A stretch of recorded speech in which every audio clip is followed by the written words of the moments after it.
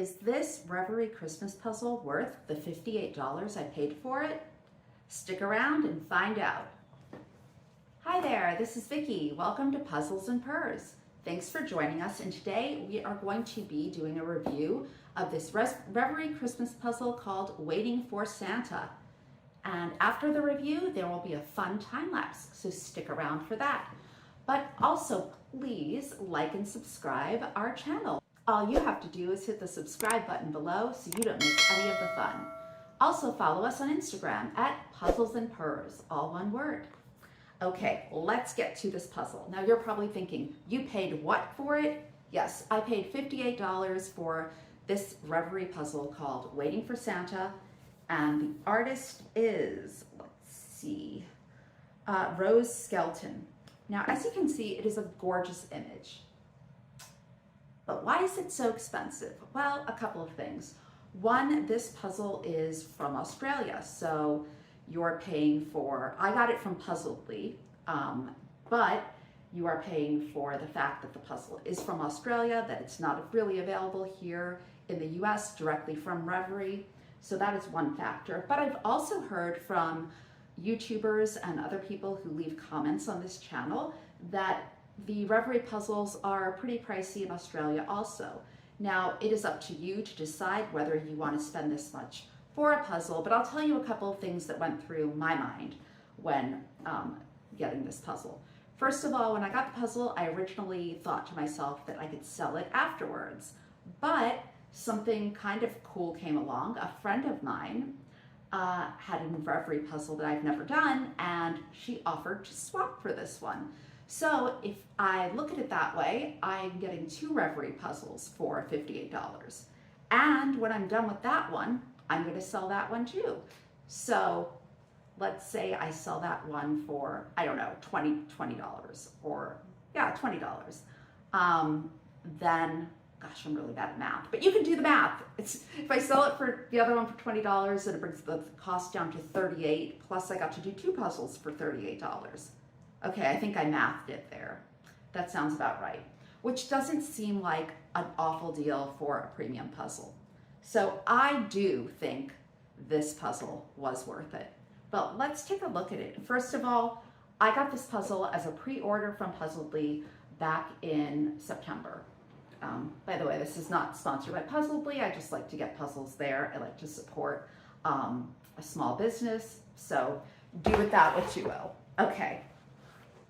It comes in, I think I've shown you a Reverie puzzle before, this beautiful fabric bag. And it has a poster in it, which isn't super ginormous, which is great because I hate really big posters that take up the whole puzzle table. But you can see it is bigger than the box. So it comes with a poster of the lovely image. And I should mention, the box is really lovely feeling. It just feels really luxurious and just beautiful. So that's one of the things you're getting. Okay, let's take a look. Ready?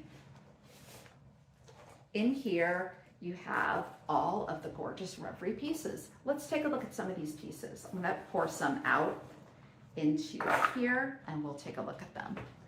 It is a typical grid cut puzzle. I'd say the cut of the pieces is very similar to Ravensburger. So if you like Ravensburger puzzles, you're really going to enjoy this. So you have the two like that, have this guy here, the three like this.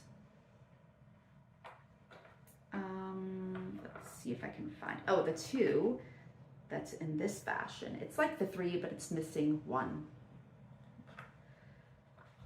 And, oh, this right there. So you've got a good variety of pieces. I may have missed one, but if you're familiar with Ravensburger puzzles, it's the same type of piece shape. In addition, the pieces are super soft. They are just really smooth. It's a beautiful matte image. The colors are exactly as they appear on the box. Everything is just vibrant and beautiful. And when you're working it, you will just be running your fingers over it the entire time because it's just so lovely. And it does really feel like a premium puzzle experience. The pieces are not super, super thick, but they're of a good thickness. I can't bend them or anything when I put some pressure on them, but they're not like the thickest pieces I've seen. In fact, I'd say White Mountain pieces are thicker than these. And the background is just this brown cardboard background. So, I mean, if you're looking at it by the background, I'd say, or by the backing of the puzzle, that does not seem super luxurious or premium to me, but definitely the feel on the front does. The thickness, I don't think is super premium either, but I will say the feel of the front, the colors, the vibrant colors, and the way the puzzle fits together is just lovely. It is not too tight, it's not too loose, it's a really nice fit. There are no false fits that I found in this puzzle. But what did I think about puzzling this image? So did I find it hard? Was it easy? I actually thought this image was a delight. So if you are new here at Puzzles and Purrs, thank you so much for joining us for the first time. Please subscribe. But if you are new here, one thing you may not know about me is I do not like difficult puzzles. So I'm not really good at judging what is going to be a difficult puzzle just by looking at the image. I will say this was not difficult. It had enough color variations to make it fairly simple to puzzle. The fireplace had its own thing going on, the sofa, the blanket for sure, the snow in the window, the curtains. I think the most difficult part was the Christmas tree, and that is what we saved for last. And you'll see that in the time lapse. But other than that, this was a very stress-free puzzle to do. And it's really cute. You'll notice they left cookies for Santa here and carrots for the reindeer. And this is a lovely Christmas tree. I don't know if it's a real one or artificial one. I had mentioned, if you watched my 35 White Mountain Christmas puzzle haul, I mentioned that I would reveal in a future video why we stopped getting live trees. So keep in mind, this is our personal experience. If you love live trees, you go for it. You do your live trees. I'm not saying you shouldn't get a live tree. I'm just saying, for me, we had a couple of bad experiences, which led us to getting artificial trees. Okay, experience number one. We had gotten a tree, and within a week, so we always get our trees like right after Thanksgiving. So we got in a live tree, and within a week, the tree started browning and all the needles started falling off. So to the point where it looked like a fire hazard. We were afraid to turn the lights on the tree because this thing looked like just tinder. So what did we do? Well, we took off all the ornaments and undecorated it, but now we're stuck with this giant tree, right? In our neighborhood, in every neighborhood I've lived in here in the US, and I've lived in quite a few in a few states, they have Boy Scouts or different organizations that will come pick up your tree after the Christmas season. So if you have a live tree, you put it out on the curb, you give them some money, they take the tree away. But now what do you do if it's, I don't know, December 10th and you have a tree to dispose of? Well, what we did was my husband got like a little saw or chainsaw or something and basically cut the whole thing down into smaller bits so we could get rid of it that way. While my little children watched their Christmas tree be undecorated and sawed. So that was unpleasant, but we tried again. We're like, because we'd had good experiences prior with live trees, so we figured this was a fluke. And honestly, I think it was. We tried again with another live tree. I don't think this was in back-to-back years. I think it was probably, we had a good, the dead tree, good experience, and then we bought another live tree and we brought it home, decorated it, and within a day or so, a bunch of bugs, I don't even know what kind of bugs they were, I'm sure I knew at the time because we looked it up, started just crawling out of the tree and infesting the room where the tree was. So I'm not a bug person, by the way. I have a real phobia of bugs. So this was not good. It was not good for me. I was very, very upset. And we had to then get rid of the bugs, but there was still some more in the tree.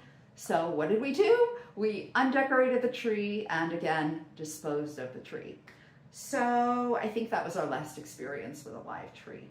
Now, I know people who've gotten live trees for 20, 30 years and only had wonderful experiences, never had a tree die on them, and never had bugs just all come out of a tree and have an infestation. But being that that's what happened to me, we decided to switch to artificial trees, and we've been pretty happy with it. Also, I'm pretty frugal and it does save money. You know, you do a one-time investment and use the tree year after year.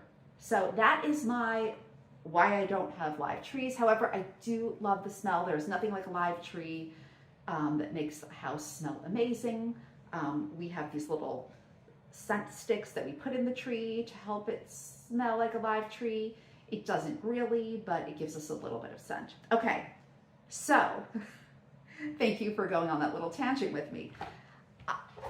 Long story short, only to get to the point that I loved this puzzle. Do I think the puzzle is worth $58? Probably not if you just buy it for $58 and keep it in your collection.